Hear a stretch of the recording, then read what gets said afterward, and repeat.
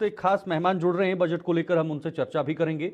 हमारे साथ हैं अमर जैन साहब, हैं चार्टर्ड अकाउंटेंट के तौर पर हमारे साथ जुड़ रहे हैं और अर्थशास्त्री भी हैं, और साथ ही साथ इस बजट को लेकर हम उनसे थोड़ा सा डिटेल में और गहराई से जानने की कोशिश करेंगे कि आखिर बजट से आम लोगों को कैसे फायदा मिलेगा। अमर जैन साहब, बहुत बहुत स्वागत और बहुत बहुत शुक्रिया सर, आपने समय दिया और हमारे साथ जुड़े।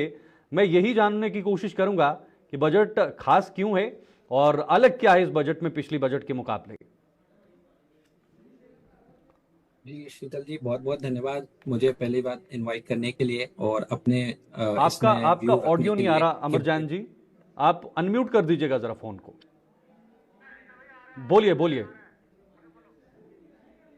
हेलो, बोलिए बोलिए सर क्या आप बोलिए। सुन सकते हैं? हाँ हाँ हाँ, बोलिए। जी, पहले तो बहुत बहुत धन्यवाद, मुझे आपने इनवाइट किया अपने व्यू शेयर करने के लिए आपके चैनल के माध्यम से। और इसी के साथ में जो भी जनता इसको देख रही है उसके लिए भी मैं बहुत बहुत धन्यवाद देना चाहता हूँ। तो जिस तरीके से आपका क्वेश्चन है कि इस बजट में क्या अलग है पिछले बजट के अनुसार, हम्म और क्या एक्सपेक्टेशन थी जिस हिसाब से गवर्नमेंट इसको फुलफिल कर रही है या नहीं कर रही है। हम्म तो जिस हिसाब से हमने अभी पिछले व्यूज देखे लोगों के, अलग अलग व्यूज आ रहे हैं सरकार की तरफ से, बहुत सारे इसके पॉजिटिव व्यूज आ रहे हैं। ऐसे हम्म ही हमने भी इसका बहुत सारा विश्लेषण किया है। कुछ पॉइंट्स इनके बहुत ही अच्छे आए हैं। गवर्नमेंट ने कुछ 5 या 6 सेक्टर्स हैं जिनमें बहुत ही अच्छी सुविधाएं लाने की कोशिश करी है, जिसमें से एजुकेशन सेक्टर पर बहुत विशेष ध्यान दिया गया है, मैन्युफैक्चरिंग पर दिया गया है, एमएसएमईज को बहुत सपोर्ट करने की कोशिश करी गई है, हम्म टूरिज्म सेक्टर्स को बढ़ाने की कोशिश करी गई है, क्योंकि हम्म ये ऐसी इंडस्ट्री है जो हम्म आगे जाके हमें भविष्य में बहुत अच्छा लाभ दे सकती है। जिस हम्म हिसाब से बाहर से लोग आ रहे हैं तो फॉरेन इन्वेस्टर्स के लिए उन्होंने ट्राई किया है कि उनको भी कहीं ना कहीं इसमें रियायत दी जाए। हाँ। उसी तरफ जो मैं देखता हूँ, जो हमारे यहाँ की जो मिडिल क्लास जो इस चीज में एक्सपेक्टेशन लेकर बैठी थी कि हम्म उनके टैक्स में कहीं छूट मिले, हम्म उनको आगे जिस हिसाब से इन्फ्लेशन बढ़ रहा है, उनका इनकम लेवल बढ़ रहा है, तो उनको कहीं ना कहीं टैक्स में रियायतें मिले। हम्म चीजें बहुत महंगी होती जा रही हैं तो हम्म उसको कहीं ना कहीं उस पर सोल्यूशन मिले। कैपिटल गेन्स टैक्स जो कि एक आम जिसने इन्होंने युवा शक्ति, जिस चीज का इन्होंने शब्द का उपयोग किया है बजट हम्म के पहले, कि हम्म उनका संकल्प है युवा शक्ति को आगे बढ़ाना है। तो बिल्कुल। युवा शक्ति सबसे पहले जो चीजें देखती है, अगर कुछ कमा रही है तो उसमें से कुछ इन्वेस्ट करे या सेविंग्स करे। हम्म तो उस चीज पर मुझे लगा है कि कहीं ना कहीं सरकार ने अपने आप को बैकफुट पे रखा है हाँ। इस चीज को लेकर। क्योंकि ठीक है। जहां पर हम देखते थे कि कैपिटल गेन्स टैक्सेस को कम हम्म करके उसको और बढ़त दी जाए लोगों को कि वो इसमें इन्वेस्ट करें, तो हम्म वहां पर वो चीज छूट नहीं मिली है। हम्म उसी के साथ साथ अगर आपने मार्केट का आज रुझान देखा हो तो पहली बार मतलब हिस्ट्री में आप देखेंगे 1800 पॉइंट से नीचे सेंसेक्स गया है। बिल्कुल सर। तो इसका मतलब सीधा है कि पब्लिक का सेंटिमेंट्स कहाँ जा रहे हैं बजट को लेकर। हम्म बजट में उन्होंने जो सिक्योरिटीज ट्रांजैक्शन टैक्स होता है हम्म जिसको हम एसटीटी बोलते हैं, हम्म जो भी ट्रांजैक्शंस अगर शेयर मार्केट पे जो भी एक्सचेंज पे होते हैं उसमें एक छोटा सा टैक्स लगता है। हाँ उसका अंश बहुत छोटा है, तो 0.01% होता है। पर हाँ। जब वो वॉल्यूम की तरफ देखें तो उसका बहुत बड़ा अमाउंट होता है। हम्म तो उसको भी उन्होंने बढ़ा दिया है, हम्म जिसकी वजह से लोगों ने अपने शेयर्स हैं अभी से ही बेचना चालू कर दिए हैं, जो बिल्कुल। कि एक तरीके से लोगों का गुस्सा देखा जा फूट रहा पड़ा है है। कि हाँ। कैसे पब्लिक उस चीज को सेंटिमेंटली ले रही है। हम्म तो ये सारी चीजें मुझे लगी है कि कहीं ना कहीं जिस हिसाब से लोगों की एक्सपेक्टेशंस थी हाँ। उस चीज पर गवर्नमेंट ने थोड़ा सा नाखुश किया है। ठीक है। एट द सेम टाइम जो मैं कहना चाहता हूँ, हाँ जी बिल्कुल। अमर जी, मैं आपसे ये भी जानूंगा, अब इंफ्रास्ट्रक्चर पे फोकस किया गया है, मेक इन इंडिया पर काफ़ी जोर दिया जा रहा है, स्टार्टअप्स पे जोर दिया जा रहा है, आर्टिफिशियल इंटेलिजेंस पर जोर देने की बात की जा रही है, निवेश ज़्यादा से ज़्यादा हो, लोगों को रोजगार ज़्यादा से ज़्यादा मिले, इंडस्ट्रियल सेक्टर मजबूत हो, उस पर फोकस किया गया है, इसमें कोई दोहराई नहीं। रक्षा बजट को इस बार बढ़ाया गया है, शिक्षा, स्वास्थ्य, इन तमाम चीज़ों को फोकस किया गया है। इसके साथ साथ महिलाओं को लेकर काफ़ी घोषणाएं इस बजट में हुई हैं जो काफ़ी मददगार हो सकती हैं आने वाले समय में महिलाओं के लिए। ये भी अपने आप में एक बहुत बड़ी बात है, तमाम सेक्टर्स को जी छुआ है। आपने टैक्स को लेकर विशेषकर बात की, तो क्या डायरेक्टली इस बजट का फायदा आम लोगों को नहीं मिल रहा जो आम लोगों को मिलना चाहिए? क्योंकि आम लोग जब बजट का आंकलन करते हैं तो उनका वास्ता होता है कि भाई हमें टैक्स कितना देना है, क्या सस्ता हुआ, क्या महंगा हुआ, जो रोजमर्रा जीवन में चीजें इस्तेमाल होती हैं वो सस्ती हुई या महंगी हुई। तो उस एंगल से देखा जाए, साधारण एक व्यक्ति की जो समझ होती है बजट की, क्या उस तरीके का बजट सामने आए हैं? क्या डायरेक्टली या मतलब प्रत्यक्ष तौर पर आम आदमी को फायदा मिल रहा है इस बजट से?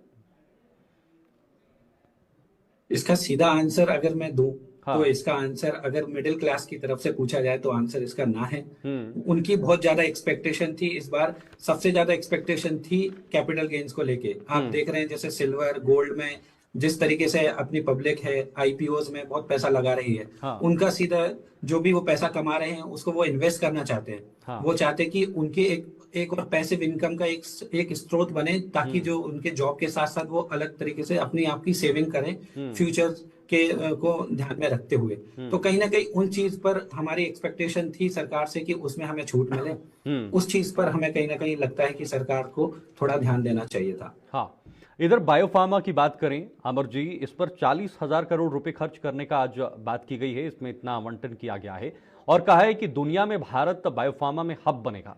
दुनिया में हमारी दवाइयाँ यहाँ से एक्सपोर्ट होंगी और इससे कितना फायदा भारत को होगा, खासतौर पर जो भारत की रीढ़ की हड्डी है, जो भारत की मजबूती है, कितना जरूरी है कि भारत ज्यादा से ज्यादा यहाँ से एक्सपोर्ट करे ना कि इंपोर्ट करे।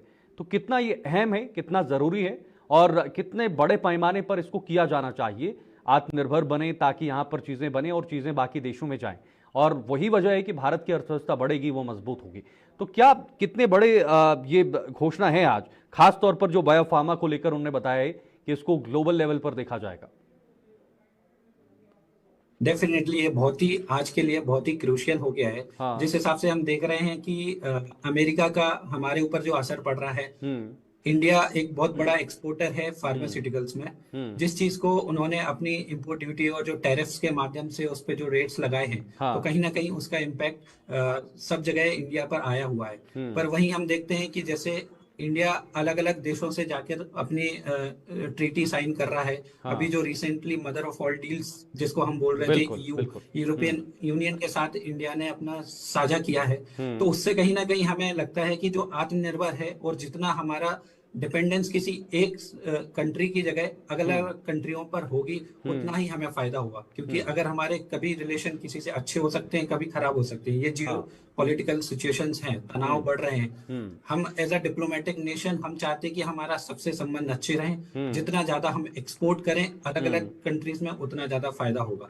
तो कहीं ना कहीं जिस हिसाब से इंडिया की बहुत बड़ी इंडस्ट्री है ये फार्मेसी को लेकर, तो बायो फार्मा के लिए जो इंफ्रास्ट्रक्चर के लिए जो सरकार ने जो अमाउंट डिसाइड किया है बजट के अंदर, वो बहुत महत्वपूर्ण है। और उससे हमारी आत्मनिर्भरता और बढ़ेगी और उससे ही हम और समृद्ध हो सकते हैं। इसके अलावा कुछ और अहम चीजें हैं अमन जी। एमएसएमई ग्रोथ के लिए 10,000 करोड़ रुपए आज आवंटित किया गया इस फंड में। इसके अलावा इलेक्ट्रॉनिक्स विनिर्माण के लिए, यानी इलेक्ट्रॉनिक्स इंफ्रास्ट्रक्चर के लिए या उसकी मैन्युफैक्चरिंग के लिए 40,000 करोड़ रुपए का आवंटन किया गया है और कंटेनर विनिर्माण के लिए 10,000 करोड़ रुपए का आवंटन आज इस बजट के जरिए किया गया है। तो कुछ ऐसे सेक्टर्स हैं, इलेक्ट्रॉनिक्स के सेक्टर्स की बात करें तो अभी उस बड़े पैमाने पर नहीं देखा जाता, या जो उसकी तकनीक है या जो जैसे चिप्स हैं या बाकी अन्य चीज़ें हैं, शायद वो अभी भारत में उस पैमाने पर नहीं बन पा रही हैं। अगर भारत में बनती तो जाहिर सी बात है बड़े पैमाने पर वो एक्सपोर्ट होती, दुनिया में चली जाती। इस पर भी फोकस करने की बात कही गई है। तो क्या लगता है ये कुछ सेक्टर्स हैं जिस पे भारत अगर फोकस करेगा, भारत में ही अगर मैन्युफैक्चरिंग होगी, भारत में ये चीज़ें बनेंगी, तो आने वाले दिनों में ये अर्थव्यवस्था का एक महत्वपूर्ण अंग बन सकता है, रीढ़ बन सकती है। बिल्कुल डेफिनेटली जो इलेक्ट्रॉनिक्स की बात करी गई है, इलेक्ट्रॉनिक्स को इसलिए अभी बहुत ज्यादा देखा जा रहा है जिस हिसाब से सेमीकंडक्टर की जो नीड आज के दिन में बनी है। बिल्कुल। पूरा का पूरा वर्ल्ड का सारा डिपेंडेंस इसको चाइना को लेकर है, क्योंकि शांघाई में ही सबसे ज्यादा इसकी मैन्युफैक्चरिंग है। इंडिया में भी मोदी जी ने भी कहा था कि इसको लेकर उनको और बढ़ावा देना है। इंडिया में जैसे बहुत सारा फंड इसके लिए अलग से एलोकेट किया गया है कि आप सेमीकंडक्टर इंडिया में बनाएं। तो जिस हिसाब से 40,000 करोड़ का फंड उन्होंने लगाया है, उसको एक सेट असाइड किया है कि सेमीकंडक्टर्स और इलेक्ट्रॉनिक आइटम्स के लिए। प्लस उन्होंने जो वेयर हाउसिंग की फैसिलिटी दी है कि कोई अगर बाहर से अगर कुछ बनाकर अगर इंडिया में करता है तो उनके लिए वेयर हाउस के लिए टैक्स एग्जम्पशन है। बिल्कुल उन पर कोई भी टाइप का उनको टैक्स देना नहीं पड़ेगा। इस तरीके की जो छूट उनको दे रहे हैं ताकि इंडिया में जो चीजें बने और इंडिया में ही खपत इनकी हो। जिस हिसाब से इंडिया की आज के लिए डिमांड है, उस हिसाब से हम इंडिया में ही उस चीज की सप्लाई अभी नहीं कर पा रहे। इसीलिए हमें दूसरे दूसरे देशों पर इस चीज पे निर्भर होना था, जैसे चाइना हो गया, यूएस हो गया। तो मोदी जी और यहाँ पर निर्मला सीतारमन जी का यही इसमें एक थॉट रहा होगा कि इलेक्ट्रॉनिक्स की इंडस्ट्री हम इंडिया में जितने से ज्यादा सेटअप कर सकें, जितना हम अपना ही खपत हम हमारे ही थ्रू मतलब इन हाउस ही हम उसको यूज कर पाए, उतना अच्छा होगा। उससे एक तो कॉस्ट कम होगी, एम्प्लॉयमेंट पर भी, एक रोजगार पर भी बहुत अच्छा इजाफा होगा, और हमारे यहाँ की नो हाउ जिसको हम टेक्नोलॉजी बोलते हैं, और उस पर भी बहुत बड़ा असर मिलेगा।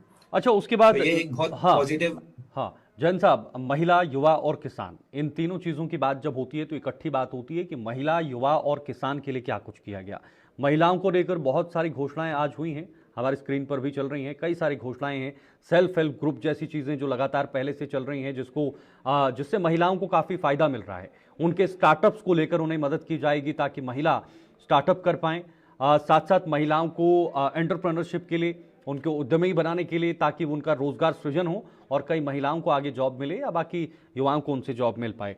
उसके अलावा युवा और साथ ही साथ किसान, युवा की जब बात आती है तो तब स्किल डेवलपमेंट की बात भी आती है, तब शिक्षा की बात भी आती है, तब शिक्षा में उनको किस तरह की चीज़ें प्रोवाइड की जा रही हैं, कैसे उनको पढ़ने के लिए, चाहे वो रूरल एरियाज़ के लोग हों या फिर शहरी के युवा हों या स्टूडेंट्स हो, विद्यार्थी हों, उन्हें क्या क्या सुविधाएं पढ़ाई में, शिक्षा के क्षेत्र में दी जा रही हैं, कितने कॉलेजेस खोले जा रहे हैं, कितने यूनिवर्सिटीज़ खोली जा रही हैं। तो ये तमाम चीज़ें हैं। इन तीनों को जोड़कर इस बजट को आप कैसे देख रहे हैं, युवा, किसान और महिला? देखिए, किसान के लिए बहुत मतलब पहले अपन बात करते हैं सबसे पहले महिलाओं के लिए। महिलाओं के लिए बहुत इसको फोकस किया गया है, खासतौर से शिक्षा को लेकर। जैसे कि आपने बताया है कि अलग अलग कॉलेजेस, यूनिवर्सिटीज खोल रहे हैं, तो यहाँ पर एक आया है कि जो टाउनशिप्स बनाने की एक उन्होंने बात करी है कि उनको 5 यूनिवर्सिटी टाउनशिप्स बनानी है ऐसी जगह पर जहाँ पे इंडस्ट्रीज हों। तो जो कि इंडस्ट्रीज और एजुकेशन को क्षेत्र में जो लोग नहीं कर पाते थे तो उनको इसमें जोड़ सकते हैं।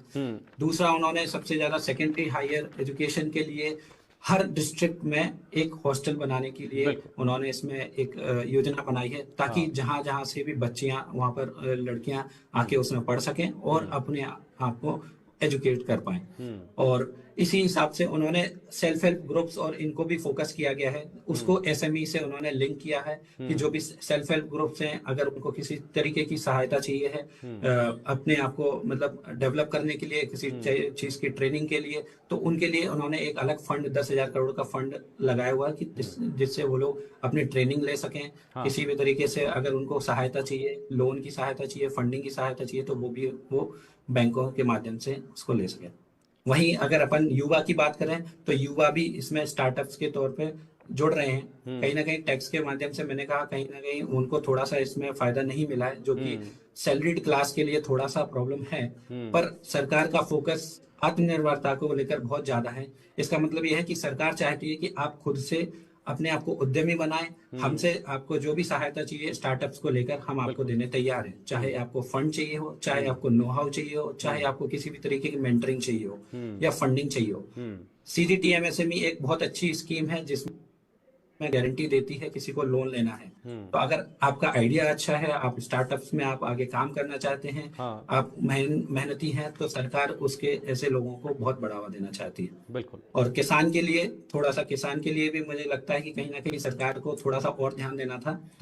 हालांकि उनके सूत्र में था कि किसान को भी आगे बढ़ाना है, इसमें फिशरीज को थोड़ा सा ध्यान दिया गया है स्पेसिफिकली। पर जो देखना चाह रहे थे कि हमारा जो एक्सपोर्ट और इस एरिया में कहीं ना कहीं जो हमारा, जैसे हम देखते हैं कि भारत एक कृषि प्रधान देश है, तो किसान को और उसकी फसल को लेकर कहीं ना कहीं बहुत स्पेसिफिक तौर पर कोई बयान, कोई मतलब प्रपोजल नहीं आया है। और इसको हम धीरे धीरे और विश्लेषण में जाएंगे, तब जाकर हमें पता चलेगा कि कौन कौन सी योजनाओं में किसानों को अलग। ठीक है, एक ओवरऑल थोड़ा सवाल रहेगा मेरा।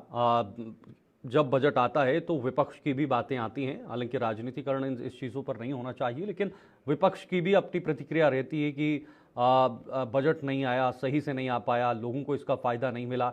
और दूसरी बात ये भी सामने आती है कि भाई भारत की अर्थव्यवस्था डगमगा रही है और उसके पीछे का सबसे बड़ा कारण ये है कि भारत लगातार लोन ले रहा है, ज़्यादा से ज़्यादा लोन ले लिया है।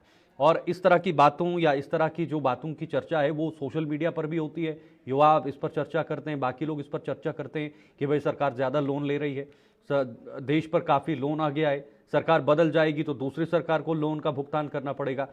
क्या अभी हम सही स्थिति में हैं?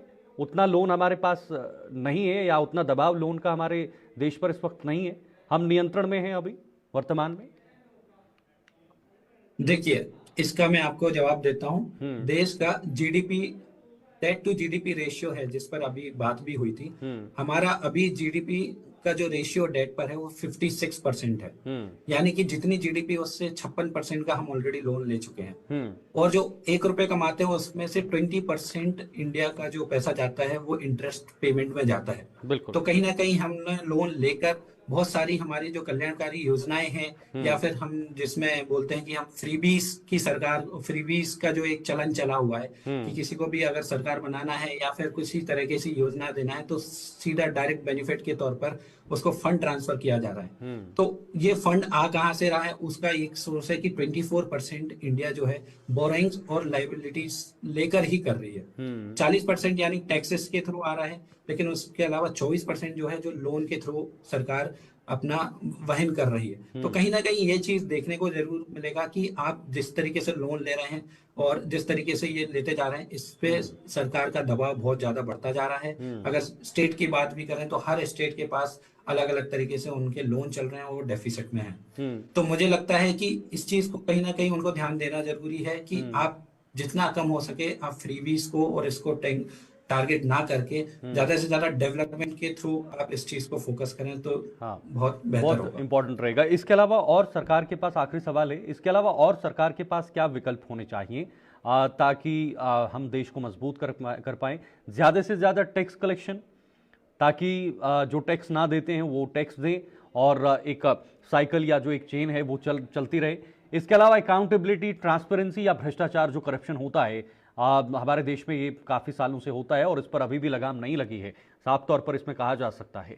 तो क्या उस पर एक बहुत बड़े पैमाने पर सरकार को एक नीति बनाने की ज़रूरत है, एक पॉलिसी बनाने की ज़रूरत है ताकि एक मजबूत नीति बनाई जाए और करप्शन पर रोक लगाई जाए, अकाउंटेबिलिटी, ट्रांसपेरेंसी को सुनिश्चित किया जाए हर एक सेक्टर में, हर एक विभाग में, जिससे हमारी जो इकोनॉमिक गतिविधियां हैं वो प्रॉपर चैनल से चल पाएं, ग्राउंड पर डेवलपमेंट हो, और डेवलपमेंट होगी तो उससे आम लोगों को सीधा फायदा होगा, रेवेन्यू जनरेट होगा और भारत की अर्थव्यवस्था पर इस पर इम्पैक्ट पड़ेगा, वो बढ़ेगी।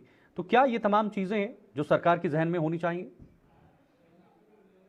बिल्कुल, बहुत ही आपने बहुत ही अच्छा इस पे मुद्दा निकाला है कि अकाउंटेबिलिटी बहुत जरूरी है किसी भी चीज को लेकर। तो मुझे भी इस चीज को लगता है कि जहां पर सरकार कोई भी डिसीजन लेती है उसको ग्राउंड पर आने के लिए समय लग जाता है। कभी कभी उस चीज की ऑडिट्स तरीके से नहीं होती है कि उस चीजों को कैसे इम्प्लीमेंटेशन हुआ है। तो यहाँ पर बहुत जरूरी है सरकार को कि उस चीज पे उनको अकाउंटेबिलिटी सेट की जाए। जो भी ब्यूरोक्रेट्स और जो भी वहाँ के लोग उसमें रिस्पॉन्सिबल हैं उनकी रिपोर्ट्स रेगुलरली स्क्रूटनी करी जाए, ताकि वह लोग हर एक चीज के लिए रिस्पॉन्सिबल रहें। बहुत बार ऐसा होता है कि उन्होंने घोषणाएं तो कर दी हैं लेकिन वो उस तरीके से उस चीज को इम्प्लीमेंट नहीं कर पाए और वहीं जाके चीजें बिगड़ जाती हैं। तो अगर इन चीजों पर अकाउंटेबिलिटी बहुत स्ट्रॉन्ग कर दी जाए, और जैसे कि अभी डिसीजन मेकिंग में भी एक पॉइंट आता है कि जिस हिसाब से आज के जो केसेस चल रहे हैं, चाहे फाइनेंशियल रिलेटेड केसेस हों या नॉन फाइनेंशियल केसेस हों, उनमें भी जिस तरीके से अगर गति मिलती है और चीजों को सरलीकरण करके उनको सुधार करके और जितने जल्दी निवारण करते जाएं उतना ही फायदा सरकार को मिल सकता है। जैसे कि किसी चीज का टैक्स है या पेनाल्टी है या किसी चीज का किसी का मतलब फाइनेंशियली कुछ केस चल रहा है, तो उस चीज को जितने जल्दी उसको सॉल्व करें उतना फायदा सरकार को भी मिलेगा और उस इंसान को भी आगे बढ़ने के लिए मौका मिलेगा।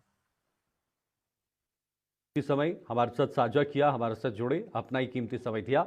बजट को लेकर ये बातचीत करने के लिए हमारे साथ अमर जैन साहब, हमारे एक्सपर्ट जुड़े हुए थे, जिन्होंने पूरे बजट को एनालिसिस किया, इसका विश्लेषण किया और बारीकी से बजट को लेकर चीजें समझाई हैं। बहुत बहुत शुक्रिया आपका अमर जैन साहब।